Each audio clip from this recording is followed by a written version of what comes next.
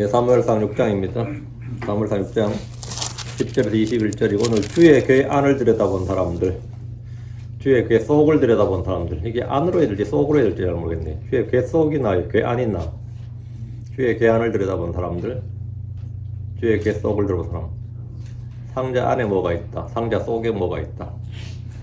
상자 안을 들여다봤다, 상자 속을 들여다봤다. 예, 하여튼 글자 한 글자 어감이 막 좀 틀려요. 그래서 고민을 상당히 많이 하게 하네. 주의 궤 안을 들여다본 사람들, 주의 궤 속을 들여다본 사람들. 하여튼 오늘은 이겁니다. 주의 궤 안을 들여다본 사람들. 아주 유명한 사건이죠. 예. 사무엘상 6장 19절. 사무엘상 6장 19절. 같이 읽겠습니다. 벳세메스 사람들이 주의 궤를 들여다보았으므로 그분께서 그들을 치시되 그분께서 백성 중에서 5만 70명을 치시니라. 주께서 백성 중에서 많은 사람을 쳐서 크게 사륙하셨으므로 백성이 애곡하였더라. 이거 보면 안 필요 없네. 주의 궤를 들여다봤다 그러네. 안도 없고 속도 없네 여기는요. 주의 궤, 네. 주의 궤 안을 들여다본 사람들. 예. 오케이. 오늘은 주의 궤 안을 들여다본 사람들인데, 예, 잠깐 기도하고 시작합니다. 위대하 영광을 간주하는 감사합니다. 하나님께서 도우시고 이 한 주의 은혜를 넘치게 부어주시옵소서. 사랑하는 아버지 하나님께서 참으로 지하 계시를 충만하게 쏟아부어 주십시오. 또 듣는 귀를 허락해 주시고 깨닫는 마음을 주시길 간구합니다.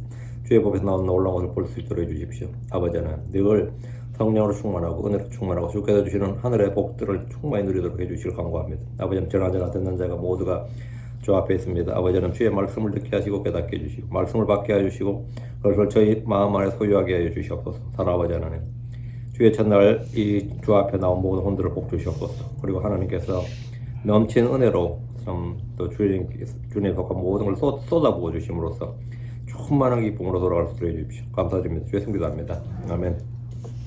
네. 오늘 말씀은 필리스틴 사람들이 언약궤를 옮기다 벌어진 사건을 다룹니다. 그들은 7개월 동안 그 땅에 있던 주의 궤를 처리하기 위해서 의논했고, 다곤의 제사장들과 점쟁이들이 궤를 옮기는 방법을 정했습니다. 금지 5마리를 선물로 드리고 새 수레를 만들어서 멍일 면적이 없는 2마리의 젖을 떼지 않는 소주, 젖이 나는 암소를 가져와서 수레를 끌게 했습니다. 필리스틴의 제사장들은 이 일을 계획하면서 그 땅에서 일어난 재앙들이 주의 심판인지, 이게 주의 손으로 말미암은 것인지 우연인지도 알아보려 했습니다. 젖을 떼지 않는 송아지들을 어미소들에게 떼어놓고 그 소들이 수레를 정확하게 끌고 가는지 보면서 그 땅에 내린 재앙이 주님으로부터 온 것인지 아닌지를 판단하려는 겁니다. 이것은 이교도들의 지혜입니다. 나름 상당히 이교도들의 지혜예요.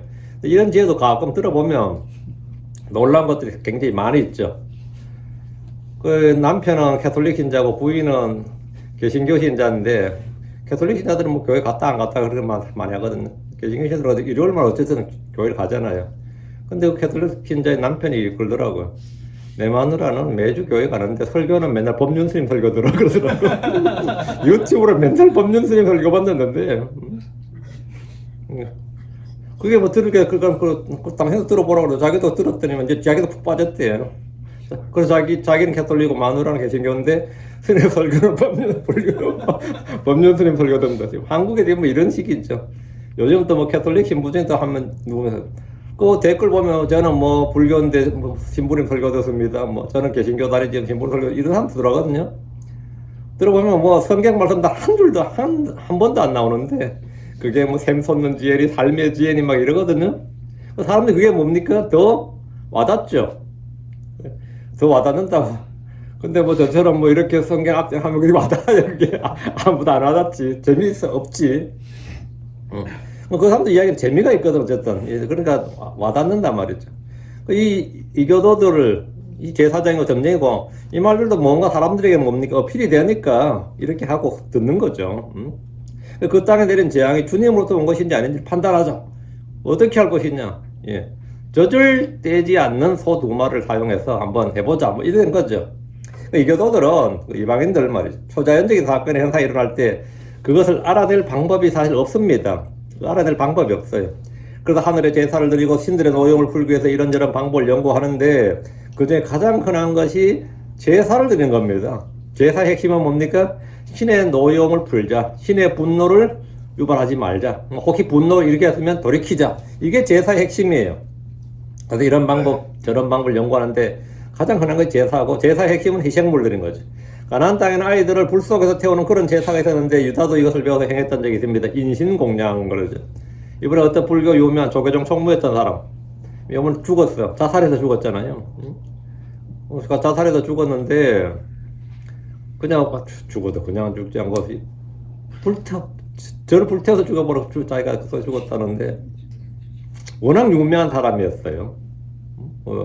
여러분 조계종 총무하면 어떤 사람인지 잘 모를 겁니다.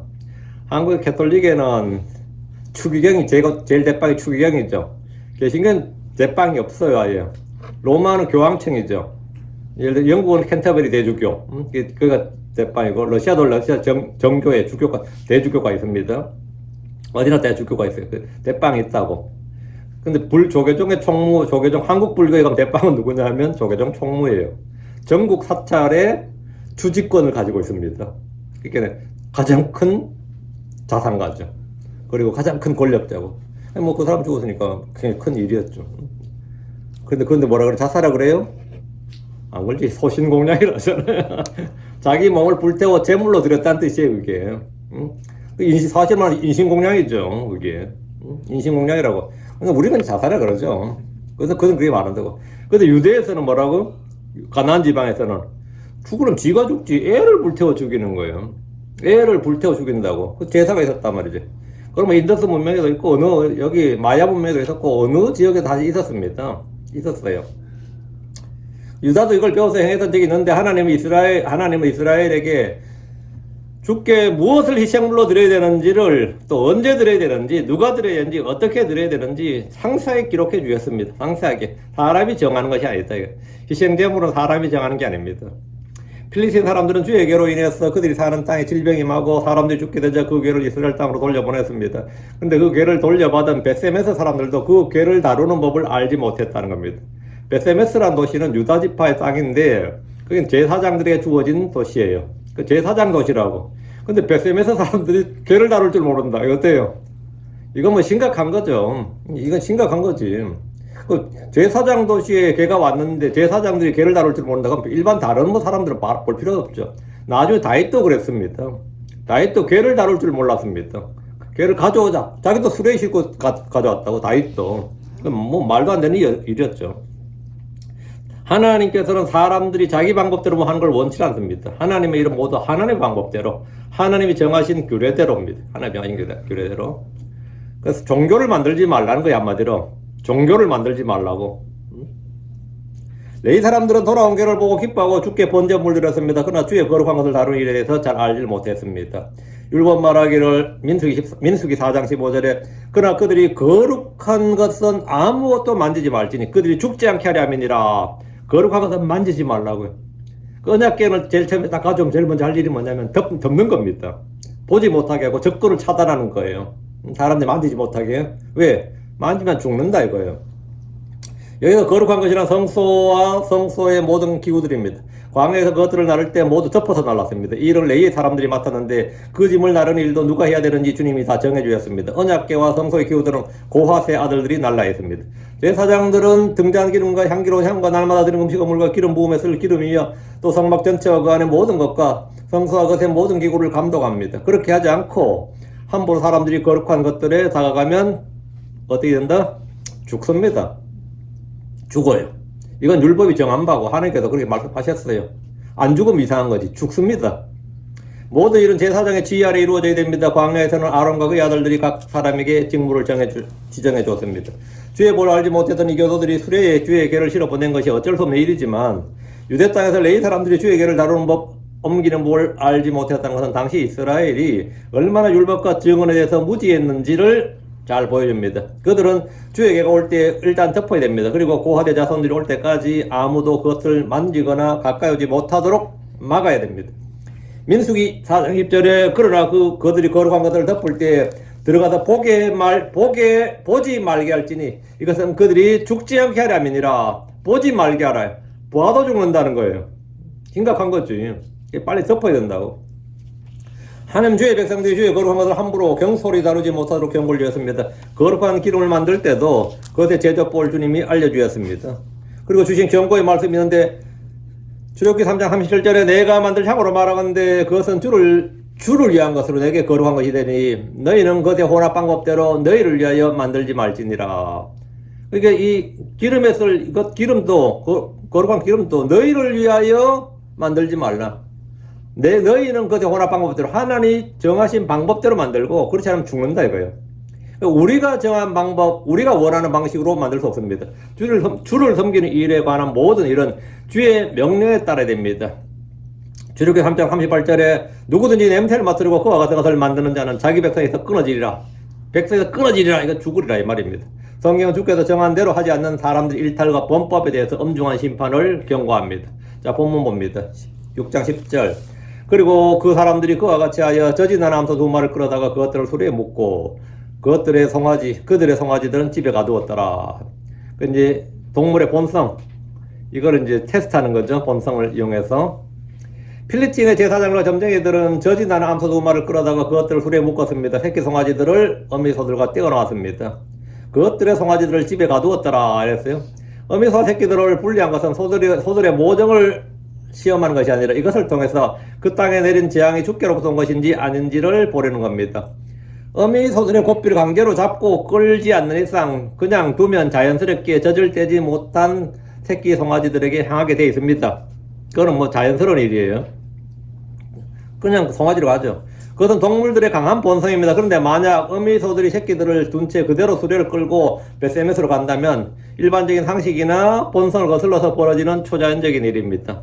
누구나 인정할 겁니다. 그렇게 되면 그들은 필리스틴에서 내린 종기들과 죽음의 재앙이 주님으로부터 비롯된 것임을 알고 인정할 수밖에 없다는 겁니다. 자연법칙이나 현상을 뛰어넘는 어떤 체험을 근거로 신적인 능력을 판단하고 주의 섭리, 주권, 이런 주의 권능 이런 거를 판정하는 것은 예나 지금이나 비슷합니다. 크리스천들 중에도 이런 것을 시험해서 이것을 하나님이 하신 일이다 이렇게 인정하고 이렇게 판단하고 싶어하는 분들이 꽤 많이 있습니다. 꽤 많이 있어요.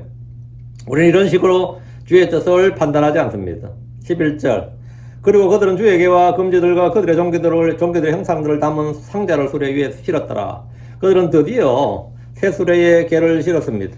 그리고 그들이 주께 드리는 헌물로 5마리의 금지들, 그들의 종기들의 형상들을 담은 상자도 수레에 실었습니다.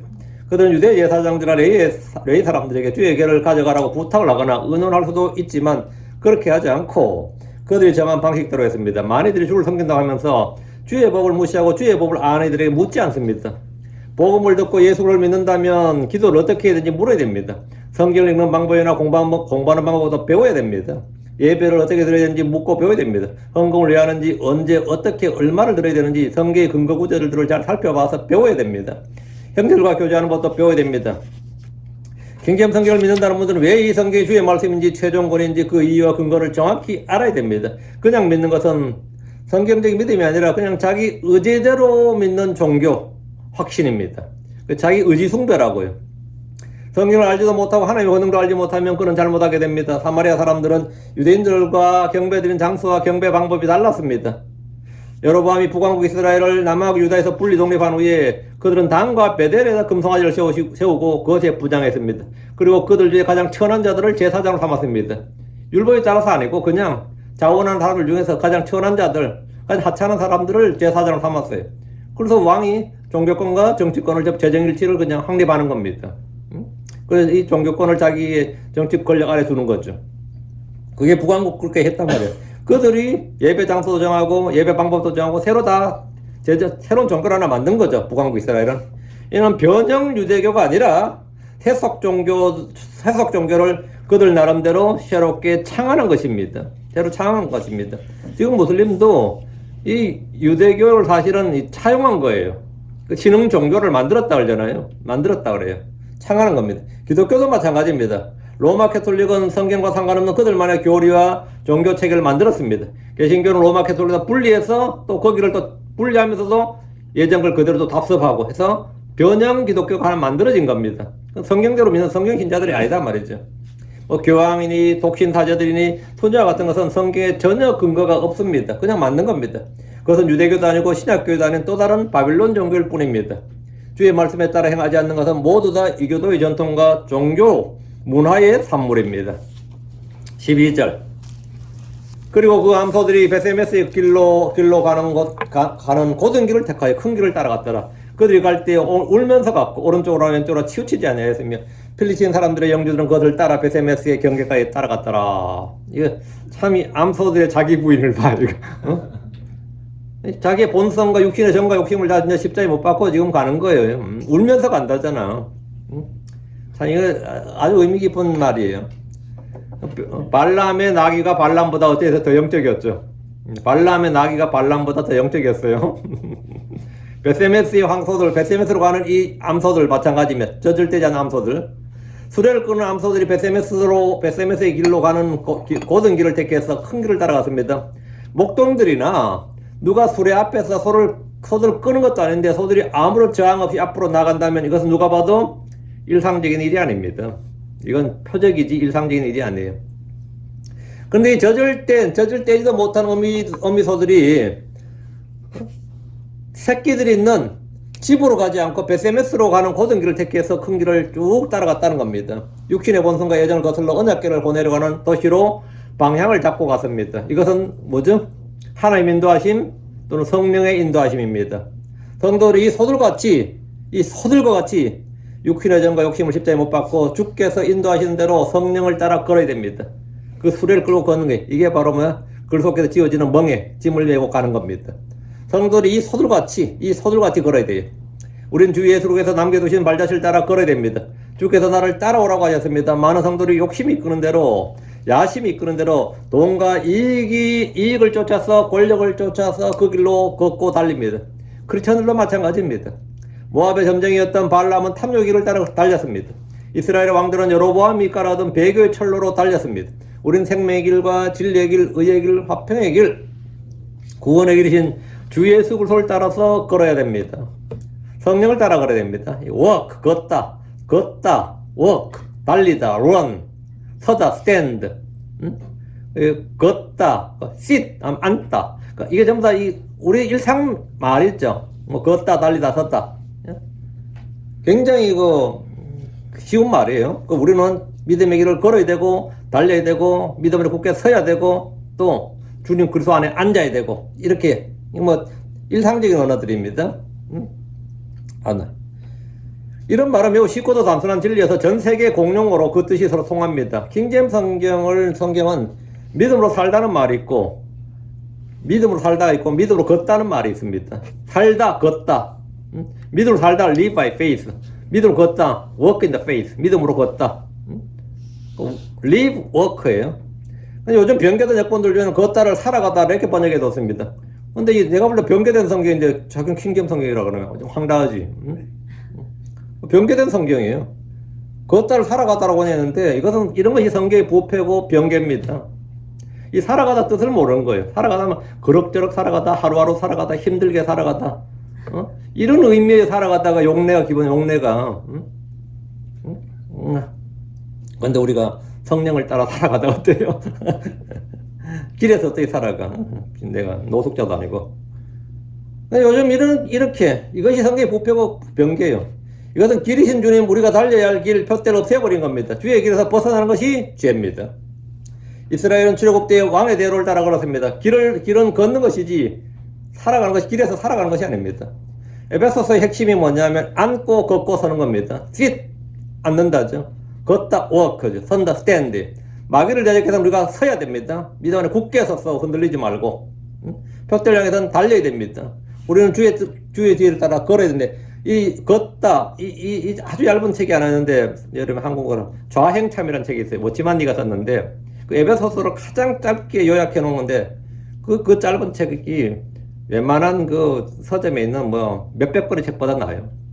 좌행참 아주 핵심을 딱 세 단어로 딱 잡았는 게 앉다 sit 행 걷다죠. walk stand 이게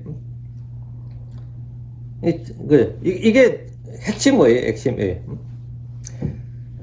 이 소들은 수레를 끌고 가면서 어떻게 갔다요? 울며 갔다잖아요. 울며 갔다. 육신의 본성을 그대로 갖고 있는 거죠. 근데 울며 갔다고. 이것은 소들이 육신의 예정과 본성을 거슬러 행하고 있음을 보여주는 겁니다. 소들은 좌로나 우로와 치우치지 않았습니다. 우린 자기를 부인하고 날마다 자기 십자가를 지고 주를 따라야 됩니다. 이것이 사실 크리스천들이 걸어야 될 길을 지금 속아 보여주는 겁니다. 사람이 주의 뜻을 알지 못하면 주님이 짐승을 통해 보여주는 겁니다. 짐승을 통해서. 짐승을 통해서. 그래서 소도 자기 구유를 알고, 그렇죠? 자기 주인을 알고 다 안단 말이죠. 근데 이스라엘은 알지 못한다고. 이 소도 지금 주의 뜻을 따라 지금 이 육신의 본성을 지금 자기를 부인하고 지금 가고 있단 말이죠. 울며 간다. 우리는 자기를 부인하고 날마다 자기 십자가를 지고 주를 따라야 됩니다. 우리는 육신의 정과 욕심을 십자가에 못 박고 자기를 죄에 대해서 죽었음을 알고 그렇게 여기고 그렇게 가야 되는데, 지금 12절에 그들이 갈 때 울면서 갔고 오른쪽으로나 왼쪽으로 치우치지 아니하였으므로 필리스틴 사람들의 영주들은 그것들을 따라 벳세메스의 경계까지 따라갔더라. 이 한 구절은 필리스틴 사람들이 이스라엘의 주 하나님을 어떻게 됐는지 보여줍니다. 필리스틴의 영주들은 그 수레를 따라서 벳세메스의 경계까지 따라갔습니다. 이것은 마치 집에 온 귀한 손님을 멀리 따라가며 배웅해 주는 것과 같은 모습입니다. 집 밖까지가 아니라 저 멀리까지 가는 길을 배웅해 주는 것과 같은 거예요. 주에게를 빼앗아 가져왔던 그들은 두려움으로 주에게를 다시 이스라엘 도시로 돌려보냈던 겁니다. 그들이 이를 두려움과 떨림으로 또 공경하는 마음으로 행했음을 보여줍니다. 13절. 그리고 벳셈에서 사람들이 골짜기에서 그들이 밀을 수확하는 중에 그들의 눈을 들어 괴를 보았으며 또 그것을 보고 기뻐했더라. 주에게가 돌아오는 날은 벳셈에서 사람들이 골짜기에서 그들의 밀을 수확할 때였습니다. 밀을 수확할 때. 이스라엘에서 수확은 크게 3번 있습니다. 지금 우리 그래거리라고 우리 기사적으로 4월달에서 5월달은 보리 추수를 했고요. 6월에서 7월은 밀을 추수했고요. 그리고 가을에 9월에서 10월에서는 과일이나 포도 등 과일을 주로 거두어들였습니다. 그리고 성경에 첫 열매를 수확하는 날 이렇게 하면 이 셋이 각기 다릅니다. 이스라엘 절기는 모두 농사와 밀접한 관련이 있는데 6월절이 지나고 무교절 다음 날인 셋째 날이 초실절입니다. 예수 그리스도의 부활을 나타내는 초실절. 그건 보리 수확과 연관이 있습니다. 예수 그리스도는 죽은 자들 첫 열매이십니다. 이때는 보리 수확 첫 열매인데, 오순절은 성령이 성도들이 내려오신 날이고 또한 교회들이 주께 드려진 첫 열매들입니다. 그럼 밀 수확과 연관되어 있습니다. 밀 수확이 첫 열매입니다. 밀의 수확은 한 번에 이루어진 것이 아니라 처음 익은 열매를 거두고 수확이 있고 이삭 쫓기가 있습니다. 다시 13절. 장막절은 이제 포도 수확이죠. 당연히 그러면 9월 10월에 있는 장막절은 포도 수확, 과일 수확이 되겠죠. 다시 13절. 그리고 벳셈에서 사람들이 골짜기에서 그들의 밀을 수확하는 중에 그들이 그들의 눈을 들어 괴를 보았으며 또 그것을 보고 기뻐했더라. 드디어 괴가 들어오는 겁니다. 벳셈에서 사람들이 골짜기에서 밀을 수확하는 중에 주의 괴가 들어온 걸 봤습니다. 당연히 벳셈에서 사람들이 미리 알려줬겠죠. 그러니까 오는 게 그 행렬이 언약궤 오는 것임을 금방 알 수 있었던 겁니다. 또 그것을 보고 기뻐했더라. 그들이 그들의 눈을 들어 괴를 보았다는 것은 주의 괴를 보내는 일이 필리스틴의 국가적 행사로 치러진 큰 일이었음을 보여줍니다. 5 영주들이 모두 수레를 따랐다면 신하들이 있었고 군인들이 있었을 때고 무리들이 뒤따라들 것이고 주의 괴를 보냈다는 소식도 이미 미리 알려줬을 겁니다. 벳셈에서 사람들은 빼앗긴 언약궤가 돌아오는 현장을 보고 기뻐했습니다. 이들은 지금 군대로 침략해서 들어온 게 아니라 괴를 배웅하고 있는 거였단 말이죠.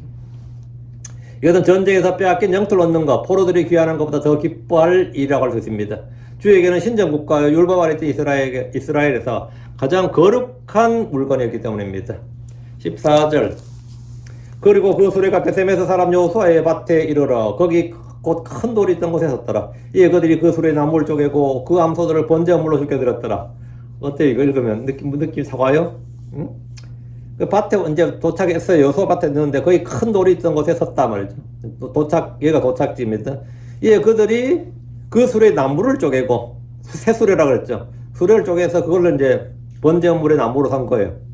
그리고 암소들을 번제 헌물로 죽게 드렸더라 됩니다. 여기까지 뭐 끌고 오고 다 끌고 와서는 뭡니까? 영물도 주고 물도 주고 쉬게 해야 되는데 뭐 한 거야? 자기가 끌고 온 수레에 자기가 죽었어. 어때요? 그리고 필리스틴에서 온 수레가 벳셈의 사람 여호수아의 밭에 왔습니다. 주의 괴가 이스라엘 땅으로 돌아온 겁니다. 이제 벳셈에서의 레위 사람들, 특히 고핫의 자손들이 이 괴를 실로로 옮기면 됩니다. 그럼 이제 끝이에요. 먼저 할 일은 이 괴를 접고 사람들이 함부로 만지지 못하도록 하는 겁니다. 벳세메스는 유다 지파의 도시지만 그곳을 레위 지파에게 준 땅이요 제사장이 살고 있던 도시였기 때문에 이런 일들을 신속하고 정확하게 처리해야 됩니다. 주의 괴를 실은 수레가 여호수아의 밭, 거기 큰 돌이 있던 곳에 섰습니다. 벳세메스의 레위 사람들은 주의 괴를 싣고 온 수레의 나무를 쪼개고 그 암소들을 번제 물로 죽게 드렸습니다. 이 소들은 주의 괴를 옮겼고 번제 물로 죽임을 당했습니다. 선택받았는데, 그죠? 괴를 옮길 때도 선택받은 소였고, 근데 지금 이까 옮기고 나서 지금 번제물로 죽임을 당했다고. 이는 죽게 들어진 거룩한 것들인 소리와 소들을 사람들이 다른 용도나 목적으로 사용하지 못하도록 하기 위한 것입니다. 그러면 다른 용도로 사용하면 되지. 뭐 농사 지으면서 이 소가 옛날에 개를 옮겼던 소야. 그렇게 하지 말도록 한 겁니다. 다른 용도로 따로 떼어놓은 거죠. 거룩한 거단 말이에요. 거룩한 것. 죽게 들여진 사람, 주를 위해서 일하는 사람, 주를 위해 산 사람들은 주를 위해서 죽어야 됩니다. 우린 살아도 주를 위해 살고 죽어도 주를 위해서 죽어야 됩니다. 이거는 슬픈 일이 아닙니다. 우린 살든지 죽든지 주의 것입니다. 어떤 사람들은 수레를 끌고 온 소들이 불쌍하게 생각될지 모르겠습니다. 괴를 옮긴 소들이 목적지에 나와서는 그늘에 쉬면서 풀을 먹은 것이 아니라 그가 끈 수레의 나무들을 태우는 뿔에 번제의 헌물로 드려졌으니 한편으로는 굉장히 안타까운 마음이 들지도 모르겠습니다. 이것은 침례자 요한이 그의 달려갈 길을 마치고 감옥에 갇히고 헤롯의 칼에 죽임을 당한 것이나 사도 바울이 평생토록 죽도록 주의 일을 하다가 마지막에는 편안하게 여생을 보냈더라, 행복하게 영원히 살았더라. 이게 아니고 그건 헐리우드 영화 이야기고 해피엔딩이고, 침례자 요한의 해피엔딩입니까? 헤롯의 칼에 죽었어요. 감옥에서 헤롯의 칼에 죽었어요. 그럼 사도 바울은 해피엔딩이에요? 인생 말년이? 네로의 칼에 죽었습니다. 로마에서 네로의 칼에 죽었어요. 디모데후서 4장 6절에 이제 내가 내 자신을 헌물로 드릴 준비가 되었고, 이제 내가 내 자신을 헌물로 드릴 준비가 되었고, 내가 뭐가 된다? 헌물이 된다 이거예요. 주의 일을 한 사람들은 죽을 때 그 자신이 뭐가 된다? 헌물이 된다. 헌물. 내가 내 자신을 헌물로 드릴 준비가 되었고 나의 떠날 때가 가까이 이르렀도다. 나의 떠날 때가, 내 혼이 내 몸을 떠날 때가, 내가 이 육신을 장막을 벗고 이 세상을 떠날 때가 가까이 이르렀도다. 죽을 때가 되었다 이 말입니다. 주를 위해서 살았고 일했던 사람들의 인생의 종착역에 그들은 남은 여생을 평안히 즐기면서 부귀 영화를 누린 것이 아니라 죽음으로 생을 마치는 것은 전혀 이상한 일이 아닙니다. 연목사님도 그래라 그러면 얘기가 아찔할 것 같은데. 근데 그게 정상이에요. 이상한 일이 아닙니다. 정상이에요. 주의 궤를 옮기는 이 일을 한 필리핀의 이 소들을 통해 우리는 뭔가 배우는 것이 있어야 됩니다. 육신의 정과 욕심을 끊고 이 땅에 어떤 일에 애정을 두지 않고 주를 위해서 주의 일을 위해서 선정되었고 주를 위해서 일했고 주를 위해서 죽임을 당했습니다. 참 멋진 소의 삶을 살아서, 그죠? 15절입니다. 그리고 레위 사람들은 주의 궤와 그 궤와 함께 있던 금보물이 담긴 상자를 내려다가 그것들을 그 큰 돌 위에 두었더라. 그리고 바로 그날에 베세메스 사람들이 주께 번제물을 드리고 희생물을 희생시켜 드렸더라. 베세메스는 레위 사람들이 살던 곳이라 했죠.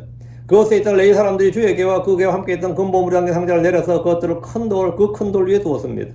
궤를 내리는 일이 번제 업무를 드리는 일보다 먼저 있었던 겁니다. 15절은 14절을 좀 더 구체적으로 기술한 겁니다.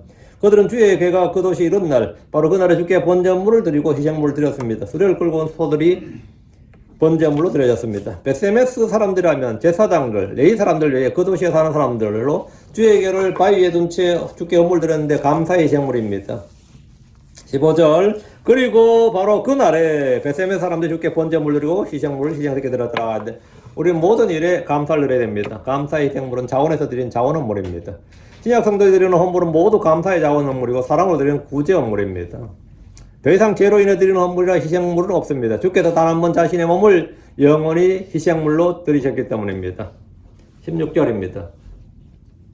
그리고 필리스틴 사람들의 다섯 영주들이 그것을 보고 바로 그날에 에그론으로 돌아갔더라. 이제 돌아간 거죠. 이제 끝났으니까. 주의 궤를 실은 수레를 따라서 이곳까지 온 필리스틴의 다섯 영주들은 레위 사람들과 베세메스 사람들이 주께 번제물을 드리고 희생물 드리는 걸 보고 바로 그날에 에그론으로 돌아갔습니다. 에그론 사람들은 주의 궤를 그들의 도시에 받아들이지 않고 결사적으로 거부했던 도시였습니다. 주의 궤는 에그론의 어느 곳에서 이곳 베세메스로 왔기 때문에 그들이 돌아간 것도 에그론이었습니다. 에그론에서 출발해서 여기 왔으니까 돌아간 것도 에그론이었던 겁니다.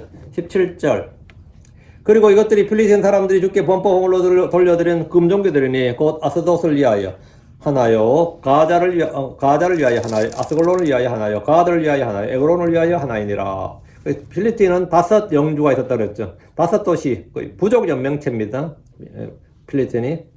필리스틴 사람들이 주께 드리는 헌물은 법법 헌물이었습니다. 그들은 전쟁에서 승리했더라도 이스라엘의 주 하나님의 성물에 손을 대는 것은 범법이고 잘못임을 인정했기 때문에 범법 헌물을 드린 겁니다. 이교도들은 자기들의 신을 믿고 섬기지만 다른 종교의 신을 건드는 것을 매우 꺼립니다. 그래요, 안 그래요? 이교도의 특징은 나는 기독교를 반대하지만 그렇다고 예수를 욕은 못해. 왜? 자기가 살 맞을까봐. 다른 신들을 욕을 못해요. 다른 신들 욕하거나 뭐 하는 것은 자기도 겁나는 일이야. 예. 범신론이거든요. 다신론은 뭐냐? 나는 그 신을 믿지는 않지만 그 신에게 해코지를 당할 수 있다는 두려움이 있어요. 필리핀 사람들은 난 여호와 하나님을 믿지는 않아. 이스라엘 하나님을 믿지는 않지만 이스라엘 하나님이 두려운 건 사실이야. 응? 그건 사실이라고. 그 가끔 이 미친 크리스천들이 점 보러 가고 그래가지고 젊게 영한 사람들 네가 여기 왜 왔냐? 나 죽이려고 왔냐 그래요. 점쟁이들이 더 놀라가지고 네가 여기 왜 와가지고 내 영을 방해하냐 이거요. 예, 자기도 다른 신들 한 거는 겁나는 거예요. 응? 집에서도 그래요. 종교가 다른 집 있죠. 그 애는 뭐 교회 열심히 다니고 엄마는 뭐 절에 열심히 다닌다. 아니면 뭐 맨날 부적을 쓰고 다닌다 그러면 자기 애가 예수 안 믿고 교회 안 다녔으면 좋겠다 싶은데도 막 애를 핍박을 하면서도 예수 욕을 잘 못합니다. 그런 집 많아요. 왜 못할 것 같아요? 자기도 겁나는 거예요. 응? 괜히 막 잘못 건드렸다가 그 애가 믿는 신한테 내가 해코지를 당하면 아니 우리 집안이 어떻게 되면 뭐 이런 거 때문에 굉장히 네가 자원해서 그만둬라 이거지. 욕 잘 못하는 그런 거 굉장히 많습니다. 왜? 다른 신, 자기들의 신을 믿고 섬기지만 다른 종교의 신을 건드린다. 이거는 굉장히 꺼려진 일이단 말이에요. 그 다신교나 범신론에서는 모든 신들이 두려움의 대상이기 때문입니다. 유일신을 믿는 성도들에게 다른 종교의 신들은 단지 우상을 뿌리고 헛것입니다. 그 유대인들에게 다른 종교의 신은 뭐죠? 때려 부숴도 아무 문제 없어요.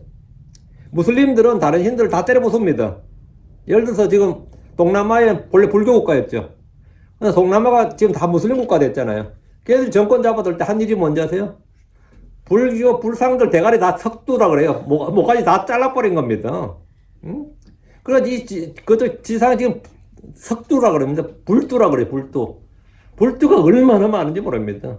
그리고 여러분 얼마 전에 싸웠던 미국과 싸웠던 뭐 아프가니스탄 그것도 유명한 불교 국가입니다. 그 되게 문화유산인데 그 포 갖고 막 쏴버리잖아요.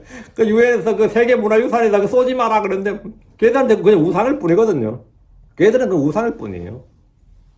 그 이 기독교나 유대교나 뭐 무슬림 이 유일신교를 믿는 사람들에게는 다른 종교의 신들은 뭐죠? 그냥 잡신이나 우상이나 헛것이라서 두려움이 전혀 없어요. 그거 때려 부순다고 해서 뭐 내가 뭐 예를 들어 뭐 장성 때려 부순다고 도끼로 가서 때려 부순다고 내가 재앙을 받을까 두려워 이런 사람 이런 크리스천 없다고. 그냥 그 불쏘시개라고요. 때려 부숴가지고 뭡니까? 캠핑 같은 데 갈 때 그냥 잘라가지고 그냥 불태워버리고 그만이라고. 거기 뭐 신이 붙어 있고 그런 거는 아예 없고. 뭐 불교 뭐 거기 뭐 성녀들 뭐 앞에 절하는다 우리는 그런 거 전혀 두려움 없죠. 왜? 우리에게는 그거는 아무것도 미신에 불과하거든요.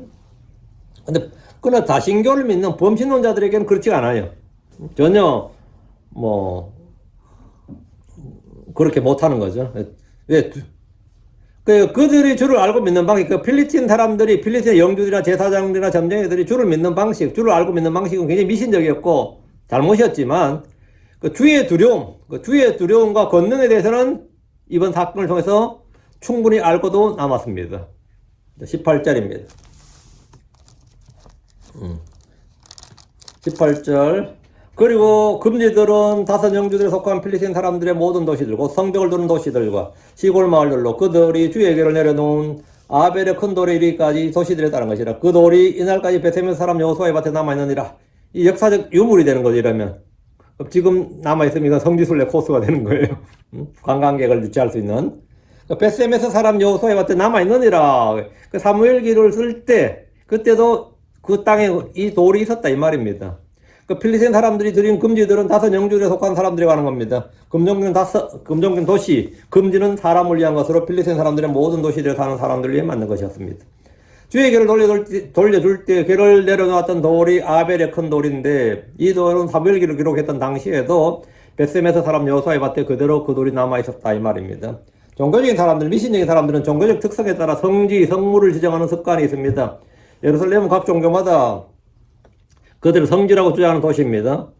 이스라엘 사람들은 모세가 만든 놋병을 거룩하게 여겼습니다. 기독교인들도 예수님 태어난 베들레헴의 어느 여관이나 그것의 구유를 본다면 거룩하게 여길 것이고 그분이 못 박힌 십자가라도 발견된다면 그 십자가는 보물이 될 겁니다.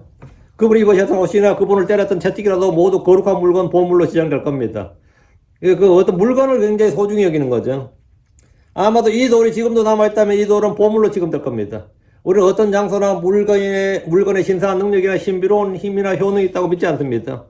예수님을 십자에 못 박았던 뭐 망치가 있다. 그럼 어떨 것 같아요? 아니면 그 부분을 십자에 못 박았던 그 예수님의 피가 묻어있는, 그 못이 있다. 어떨 것 같아요? 지금 발견됐다. 못이 있다. 그럼 DNA 검사부터 하겠죠? 지금 같으면. 그렇게 할 겁니다. DNA 검사부터 할 겁니다. 그래서 그렇게 했는데, 거기 그 못이 있다도 그 못이 어떤 뭐 신비한 능력이거나 신비한 경험이 있거나, 안에 뭐가 신성한 뭐가 깃들어 있거나, 그런 건 전혀 아닙니다. 그냥 어디까지나 나무고 돌이고 못이고 그런 거지. 뭐 그게 특별한 그거 아니란 말이죠. 그런 걸 우리 숭배하지 않는다고. 건물이나 어떤 물건이나 장소나 뭐 이런 것을 숭배하는 것도 미신이고 우상 숭배입니다. 우리가 믿는 것은 주 하나님이지 주님이 입으셨던 옷이나 그분이 누우셨던 구유나 그분이 마실 때 사용한 잔이 아닙니다. 그분이 마셨던 잔이 아니라고. 그분이 못 박힌 못이나 그분 뭐 십자가나 채찍이나 그런 것이 우리의 숭배 대상이 아닙니다. 그건 신물도 아니고 선물도 아닙니다. 아무것도 아닙니다. 그런 것들은 그냥 만약 지금 있다면 혹 있다 해도 그냥 골동품이고 유물일 뿐이지 고고학적 가치만 있을 뿐이지 영적인 무엇하고는 아무 상관이 없습니다. 19절입니다. 19절. 주님이 마셨던 그 잔, 그게 뭐죠? 지금도 성배라 그러잖아요. 그 잔을 찾았어. 영화에도 막 나오고 그러죠. 예. 19절. 그리고 그분께서 베셈에서 사람들을 치셨으니 이는 그들이 주의 궤속을 들여다보았기 때문이더라. 그분께서 백성 중에 모인 5만 70명을 치셨더라. 이에 그 백성이 애고가했더라. 주님께서 누굴 친 거죠? 이건 필리스틴 사람들이니까 베셈에서 사람들 치신 거예요. 베셈에서 사람들을 치었다 말이에요. 왜? 이는 그들이 주의 궤속을 들여다보았기 때문에. 궤속을 들여다보았다. 궤 안을 들여다보았다.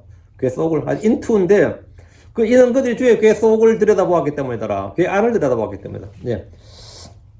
그리고 주께서는 베셈에서 사람들 치셨습니다. 베셈에서 사람들 왜 치신 겁니까? 그들이 주의 궤속을 들여다보았기 때문입니다. 주의 궤 안에 무엇이 들어있는지 궁금했던지. 베셈의 사람들은 주의 궤 안을 들여다보았습니다. 사실 제사장들 이 사람들이라도 주의 궤를 직접 볼 기회는 평생 오지 않습니다. 언약궤는 어디 있어요? 주의 지성소 안에 있다고. 지성소 안에 있으면 레위 사람들은 볼 일이 있어 없어요? 없습니다. 제사장들 볼 일이 없습니다. 오직 대제사장이 되려면 1년에 한 번 볼 수 있어요. 1년에 한 번. 근데 그게 지금 이게 밖에 노출되어 있네? 어때요? 전부 뭐 몰려들지 와서 한번, 이때 한번 언제 봐. 내 평생에 한 번 볼 기회인데. 이건 뭐, 박물관에 뭐 전시됐다는 것도 다 한 거죠. 그거다가 뭐 입장료 내는 것도 아니고. 베셈에서 사람들 모여라지, 뭐 진짜. 이때 언약궤 한번 언제 봐. 언약궤 그것만 봐서 뭐해. 진짜 뭐, 안에 뭐 있을까? 한번 열어보는 건 뭐죠? 본능이지. 그 호기심을 어떻게 이겨요? 한번 열어보는 게 본능이지. 그래서, 얼마나 궁금했던지 하여튼, 사람들은 주의 궤 안을 들여다보았습니다. 대제사장도 사실 그 안에 든 것들은 율법책을 통해서 보고 들었지, 대제사장도 말이죠.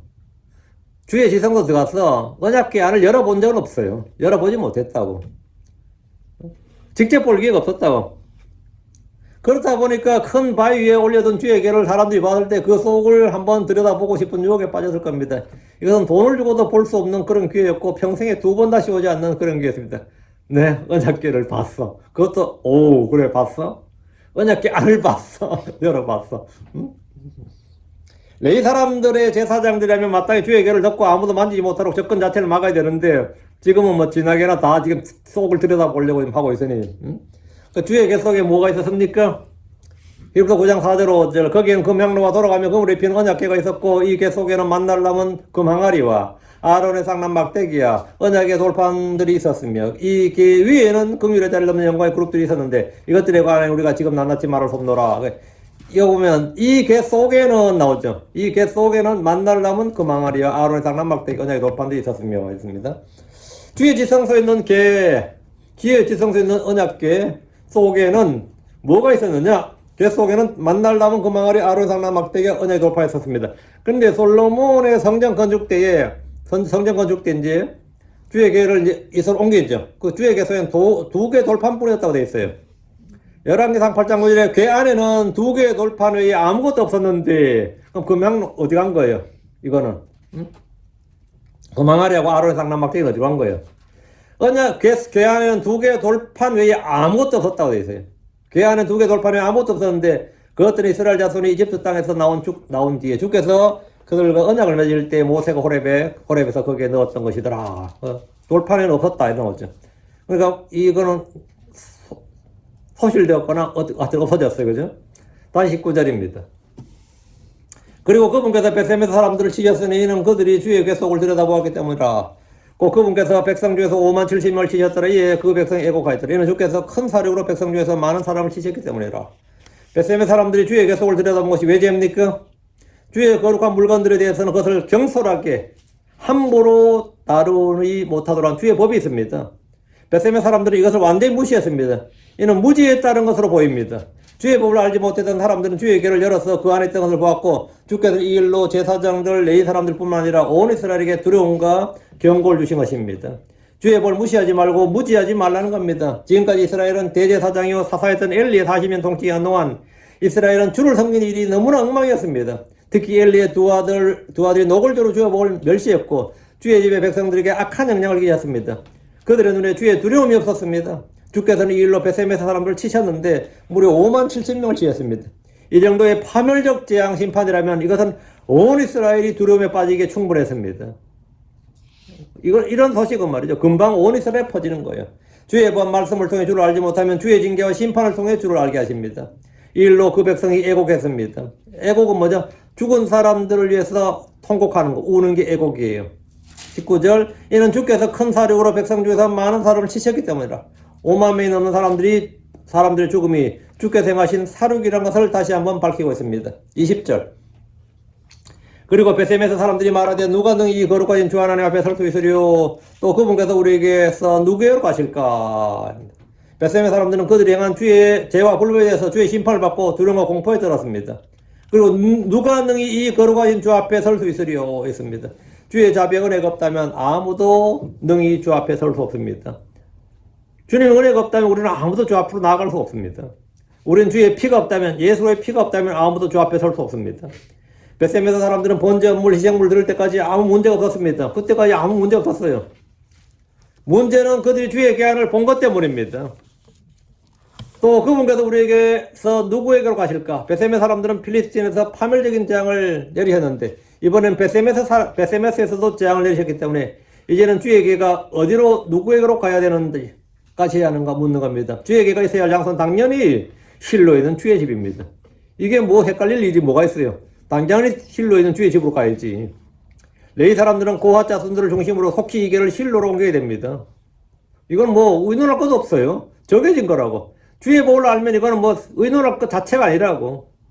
속히 마땅히 있어야 장소로 가야 되는 거예요. 그들은 자기들의 불법과 죄를 회개하기보다 주의 심판과 주의 두려움만 강조했습니다. 우리에게 왜 이런 재앙이 내려설까? 우리의 불법은 뭘고 죄는 뭘까? 우리가 주께 속죄하기 위해서 뭘 해야 될까? 이런 건 전혀 없고, 야, 이거 어떡하지? 이러다 우리 다 죽는 거 아니야? 이런 두려움과 공포만 있었던 거죠. 응? 주께서 베세메스가 마음에 들지 않아서 이곳 사람들을 치신 것이 아닙니다. 그들이 주의 법에 대해서 무지했고, 주의 법을 알지 하지 않았고, 주의 거룩한 것에 대해서, 경홀히, 한마디로 말하면 경홀히 여기기 때문입니다. 주님께서 주의 법에 따라서 주를 섬기는 법, 이것을 알도록 주의 두려움을 주신 거죠. 21절.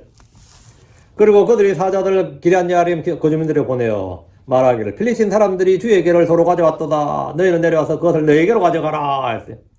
베세메 사람들은 기럇 야림 거주민들에게 사자들을 보냈습니다. 주의 계를 베세메스에 두는 것이 너무나 두려웠기 때문입니다. 실로로 보내지, 실로로. 지금 뭐가 지금 크게 어긋나고 있죠.